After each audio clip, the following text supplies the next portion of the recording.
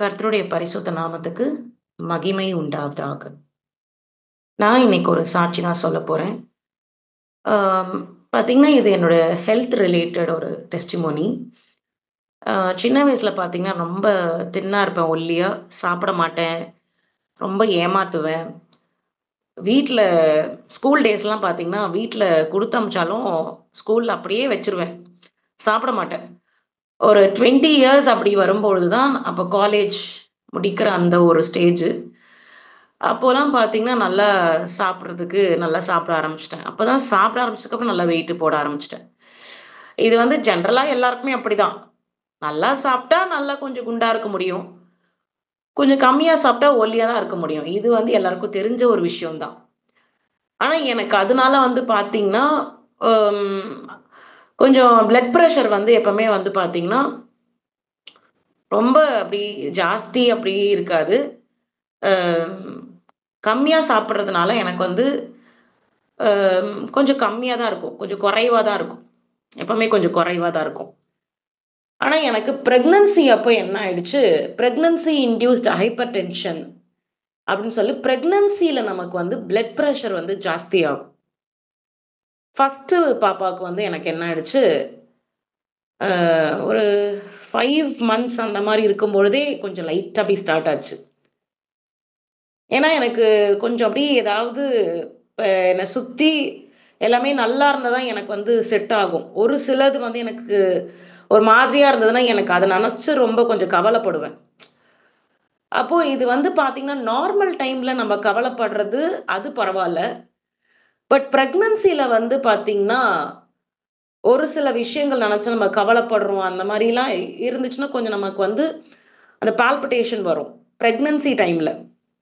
ஏன்னா, ஒரு குழந்தைய வந்து வயித்துக்குள்ள சுமந்துட்டு இருக்கிறதுனால, பிரெக்னன்சி இன்டியூஸ்ட் ஹைப்பர் டென்ஷன் அது வந்து கவலைப்படுறதுனால மட்டும் கிடையாது. ஹார்மோனல் இம்பேலன்ஸும் நடக்கும். நெறைய ஹார்மோனுடைய லெவல் வந்து இன்கிரீஸ் ஆகும். ஒரு பிரெக்னன்சில ஃபீமேல்க்கு. இந்த மாரிலாம் இருக்கும் பொழுது, இது வந்து ஒரு கொஞ்சம் எல்லாம் சால்ட் எல்லாம் கம்மியா சாப்பிடணும்னு சொல்லுவாங்க. எனக்கு எப்படி இருக்கும்னா, பசினா பசி எனக்கு பிரெக்னன்சி சிம்ப்டமே பார்த்தீங்கன்னா, ரொம்ப பயங்கரமா பசிக்கும். உன் வீட்டு பசி, என் வீட்டு பசி அப்படிலாம் கிடையாது. பயங்கரமா பசிக்கும். இதுதான் எனக்கு எனக்கு தெரிஞ்சு ஃபர்ஸ்ட்டு சிம்ப்டமா எனக்கு இருந்தது. பயங்கரமா பசிக்கும். ஃபர்ஸ்ட்டு 3 மந்த்ஸ் எனக்கு வாமிட்டே கிடையாது. 10 இட்லி குடுத்தா கூட சாப்ட்டுருவேன். அந்த அளவுக்கு பயங்கரமா பசிக்கும். அது காதெல்லாம் எரிய ஆரம்பிச்சுரும் அந்த பசி, அந்த மாரி இருக்கும். ஆனா எனக்கு வந்து அ ரொம்ப அந்த ஃப்ளூயிட் ரிட்டென்ஷன் பாடியோடைய ஃப்ளூயிட் ரிட்டென்ஷன் ரொம்ப கால் வீக்கம், ஒரு பிரெக்னன்சில கால் வீக்கம், கை வீக்கம் இப்படிலாம் ஆயிடும். எனக்கு ரொம்பவே ஜாஸ்தியா இருந்தது. ஆளே அடையாளம் தெரியாத மாரி இருந்துச்சு. அந்த அளவுக்கு கால் வீக்கம்லாம் இருந்தது. அதனால எனக்கு என்ன ஆயிடுச்சு, யூசுவலாவே என்னுடைய பிளட் பிரஷர் வந்து கம்மியா தான் இருக்கும். ஆனா என்னுடைய பிளட் பிரஷர் வந்து பிரெக்னன்சில வந்து அதிகமாயிடுச்சு.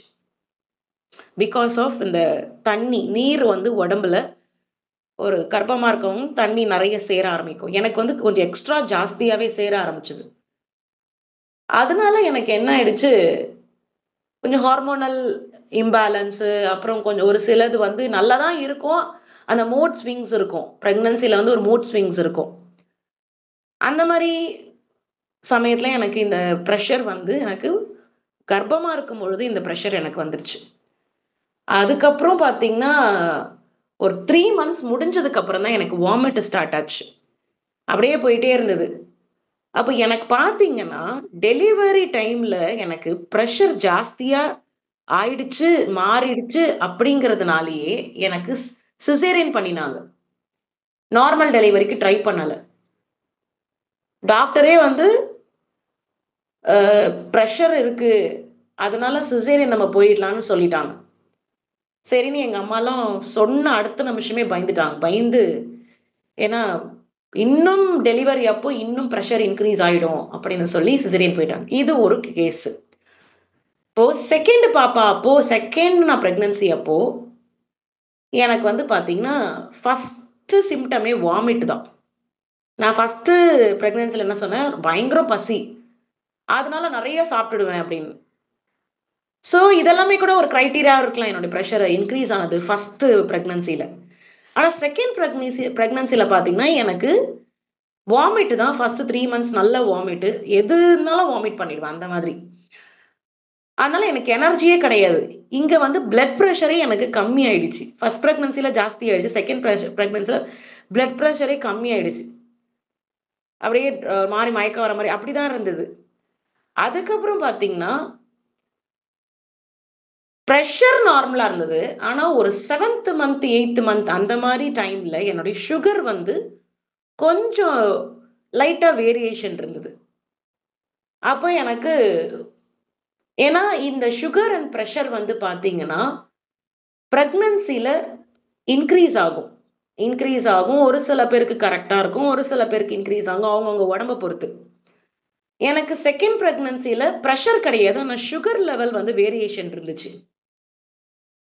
அதனால எனக்கு என்ன பண்ணாங்க, கொஞ்சம் சின்ன டோஸ்ல டேப்லெட்ட பிரிஸ்கிரைப் பண்ணியிருந்தாங்க.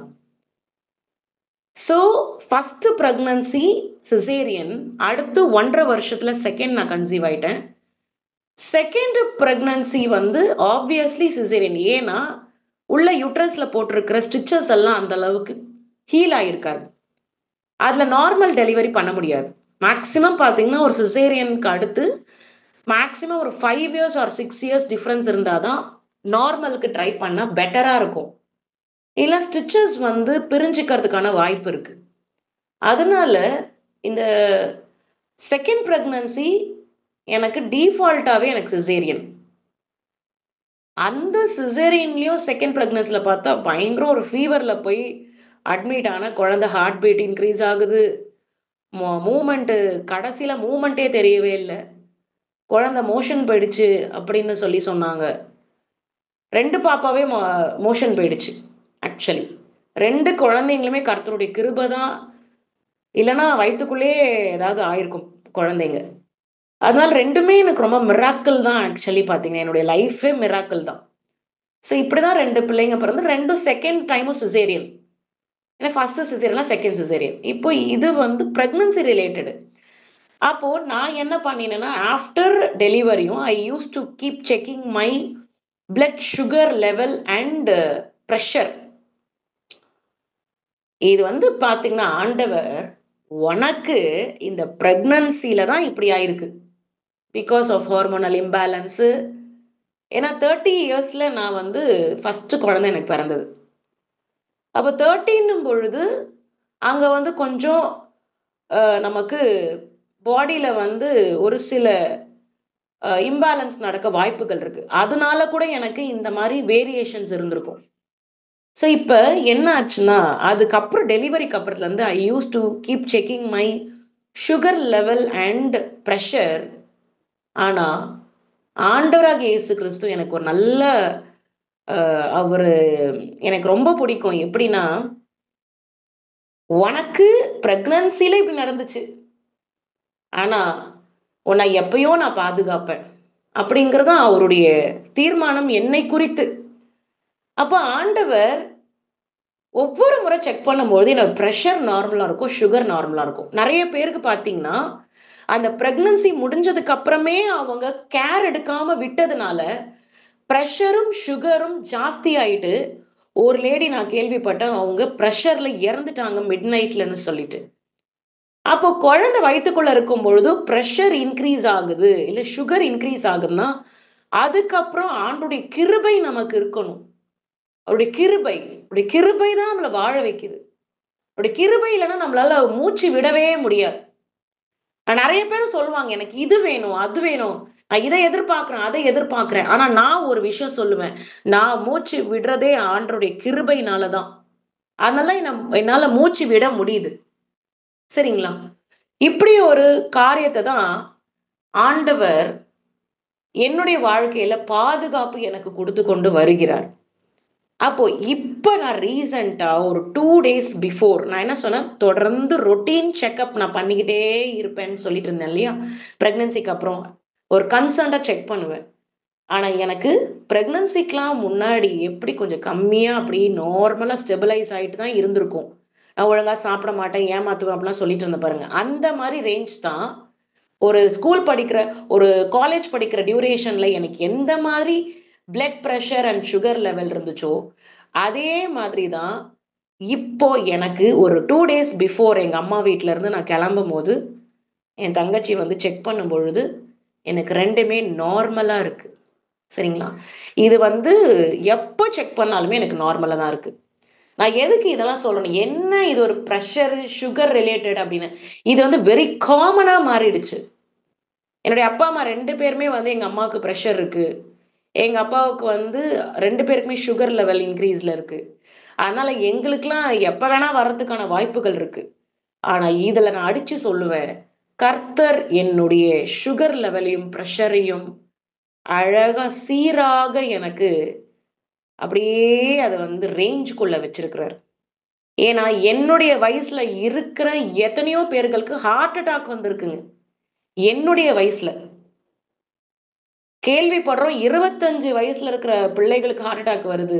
30 வயசு, 32 வயசுல இருக்கிற பிள்ளைகளுக்கு ஹார்ட் அட்டாக் வருது. 35 வயசுல இருக்கிற ஒரு நாள் நான் கேள்விப்படுறேன், என்னுடைய சேம் ஏஜ் தான். அவங்களுக்கு ஹார்ட் அட்டாக் வந்து இறந்துட்டாங்கன்னு சொல்றாங்க. அப்ப நம்ம கேட்கும்போது எப்படி இருக்கும் பாருங்க. அதெல்லாம் என்ன வயசு? அந்த வயசுல ஹார்ட் அட்டாக். அப்பல்லாம் 60 பிளஸ்ல தான் ஹார்ட் அட்டாக், ஒரு 70 பிளஸ்ல ஹார்ட் அட்டாக் அந்த மாரி வந்துட்டு இருந்தது. ஆனா இப்போ ஸ்கூல் போற பசங்களுக்கே மாரடைப்பு. என்ன ரீசன்னு தெரியல. மயங்கி விழுந்துட்டாங்க. உயிர் இல்ல அப்படின்னு சொல்றாங்க. இது போல கர்த்தருடைய கிருபை, அவருடைய இரக்கம், அவருடைய தயவு, அவருடைய உதவி அனுதினம், அனுதினம் நமக்கு இருக்கணும். நோய் இல்லாத வாழ்வே குறையற்ற செல்வம் அப்படிங்கிற பழமொழி நமக்கு இருக்கு. இட்ஸ் a வெரி காமன் அப்படின்னு சுகர் நம்ம சொல்றோம். But how it is increasing.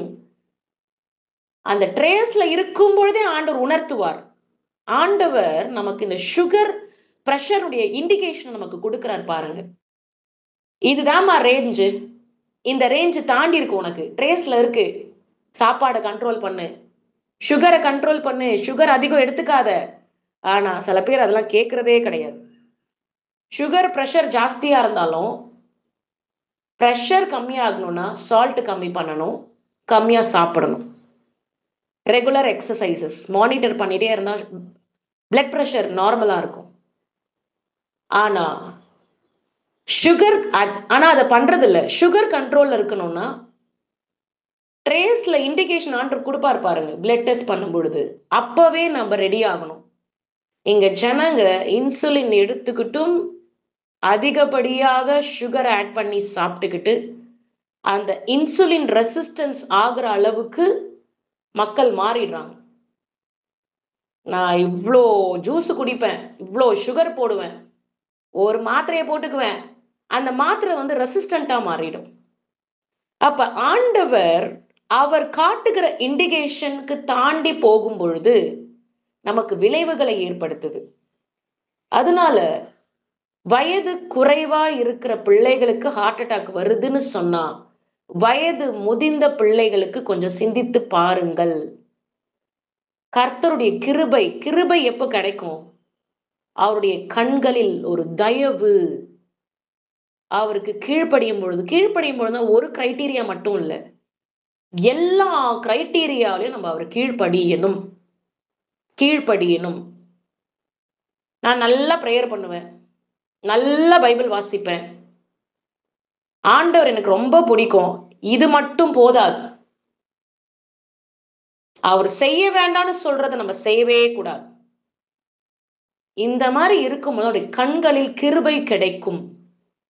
அவருடைய கிருபையை பெற்றுக்கொண்டால் நோய் இல்லாத வாழ்க்கை. ஹல்லேலூயா. இது எனக்கு ரொம்பவே எனக்கு மனசுக்கு ஏன்னா இப்ப டெஸ்ட் பண்ணியும் எனக்கு 2மே நார்மலா இருக்குன்னும் பொழுது எனக்கு ஹாப்பியா இருக்கு. ஏன்னா என்னுடைய ஏஜ்ல நிறைய பேருக்கு சுகர், பிரஷர் அந்த வயசுல சுகர், பிரஷர்னா என்னன்னே தெரியக்கூடாது. அந்த மாதிரிலாம் ஜனங்க இருக்கிறாங்க. அதனால எனக்கு இந்த ஒரு கிருபை கிடைச்சிருக்கு. உங்களுக்கும் இது கிடைக்கணும். எப்பவும் நான் ஒரு விஷயம் ஆசைப்படுவேன். எனக்கு ஒரு விஷயம் செஞ்சிருக்காருன்னா, உங்களுக்கும் அது செய்யணும். பெற்றுக்கொள்ளுங்க, பெற்றுக்கொள்ளுங்க. இப்படி பெற்றுக்கொள்ளும் பொழுது கேட்டு பெற்றுக்கொள்ளணும். கேர்ஃபுல்லா இருக்கணும். கேட்டு பெற்றுக்கொள்ளணும் எல்லாம் சாப்பிட்டுட்டு செய்யுங்க, சரி பண்ணுங்க, சரி பண்ணுங்க, சரி பண்ணுங்க. ம்ஹ்ம். இதுதான்ப்பா இண்டிகேஷன். நீ கேர்ஃபுல்லா இருந்தா எச்சரிக்கை ஆண்டவர் குடுக்கிறார். ஒவ்வொரு ஹார்மோன்ஸுக்கும் ஒவ்வொரு லெவல்ஸ் ஆண்டவர் நமக்கு குடுத்திருக்கிறார். அது ஒயிட் பிளட் செல்ஸா இருக்கட்டும், ரெட் பிளட் செல்ஸா இருக்கட்டும். எந்த ஒரு விஷயத்துக்கும் ஒரு ரேஞ்ச் நமக்கு ஆண்டவர் குடுத்திருக்கிறார். சயின்டிஸ்ட் கண்டுபிடிச்சிருக்கிறாங்க. மெடிக்கலி. அந்த ரேஞ்ச நம்ம தக்க வைத்துக் கொள்ளணும். இதுதான் ஆண்டவர் குடுக்கிற பிரிகாஷன். இதுக்கு மேல என்ன பிரிகாஷன் எனக்கு தெரியல. அதனால நம்மளுடைய உடம்ப நம்ம தான் பார்த்துக்கணும். நான்லாம் பார்த்தீங்கன்னா, திடீர்னு கசப்பான ஐட்டத்த டக்குன்னு கரைச்சு குடிச்சுருவேன். இதுக்குன்னு இல்ல. ஜென்ரலா எனக்கு எது நல்லதுன்னு சொல்றாங்களோ, அத நான் ரொம்ப கசப்பா இருந்தா கூட திடீர்னு பாவக்காய் ஜூஸ குடிச்சுருவேன். திடீர்னு எனக்கு இது நல்லதுன்னு சொல்றாங்கன்னா, வேப்ப எண்ணெய வந்து சாதத்துல எங்க அப்பா சின்னதுலயே சாதத்துல வேப்ப எண்ணெய போட்டு வெறும் சாப்பாட்டுல பெசஞ்சு சாப்பிட்டுட்டு தான் அடுத்து சாப்பாடு சாப்பிடணும். எது நல்லது அப்படின்னு பெரியவங்க சொல்றாங்களோ கீழ்ப்படியணும். எது நல்லதுன்னு ஆண்டவர் சொல்றாரோ அதுக்கு கீழ்ப்படியணும். அப்ப அதுக்கெல்லாம் கீழ்ப்படிஞ்சா தான் நம்ம நன்மைகள பெற்றுக்கொள்ள முடியும். இல்ல நான் வாய கட்ட மாட்டேன், வயித்த கட்ட மாட்டேன் அப்படின்னா டிசீஸ் முத்தி போயிடும். அதுல இது ஒரு எச்சரிக்கையா எடுத்துக்கொள்ளுங்கள். நான் சொன்ன இந்த சாட்சி ஒரு சாதாரணமா இருக்கலாம். சிஸ்டர் இந்த வயசுல இதெல்லாம் கரெக்ட்டா தான் சிஸ்டர் இருக்கும் அப்படின்னு. இல்ல நான் அதுதான் முன்னாடி சொன்னேன். என்னுடைய பிரெக்னன்சில எனக்கு இன்கிரீஸ் ஆயிடுச்சு. பிகாஸ் நான் ஒரு குழந்தைய சுமந்ததுனால. இன்னொரு குழந்தைய சுமந்ததுனால, என்னுடைய சுகர் லெவல் ஏன்னா நான் வந்து அதெல்லாம் பார்க்காம சர்க்கரையெல்லாம் அப்ப சாப்பிட்டுட்டேன், பிரெக்னன்சில. அப்ப எனக்கு சுகர் ஏற்கனவே அந்த தொப்புள் கொடியில நமக்கு எக்ஸஸா சுகர் சுரக்குமாம். இதுதான் வந்து மெக்கானிசம். ஒரு குழந்தைய சுமக்கும் பொழுது, அந்த தொப்புள் கொடியில எக்ஸஸா சுகர் சுரக்கும். நம்ம அதிகமா சுகர் அதாவது நெறைய பேர் ஜூஸ்லாம் குடிக்கக்கூடாதுன்னு சொல்லுவாங்க, கர்ப்பமா இருக்கும் பொழுது. நான் அதெல்லாம் ஃபாலோ பண்ணல. Very casual. ஆனா எனக்கு ஆஃப்டர் டெலிவரி எனக்கு எல்லாமே நார்மல். இப்ப வரைக்கும் நார்மலா இருக்கு. கர்த்தர் கொடாக்கொடி நன்றி. என்னுடைய ஃபர்ஸ்ட் குழந்தைக்கு 8 வயசு முடிஞ்சிருக்கு. அப்ப 8 வருஷ காலமாய் எனக்கு ஆண்டவர் அழகா எனக்கு மெயின்டெயின் பண்ணி குடுத்திருக்கிறார். ஹெல்ப் பண்ணியிருக்காரு. உதவி செஞ்சிருக்கிறார். கர்த்தர் கொடாக்கொடி நன்றி. இந்த ஒரு சாட்சியை ஆண்டவர் ஆசிர்வதிப்பாராக. ஆண்டவரே உமக்கு நன்றி.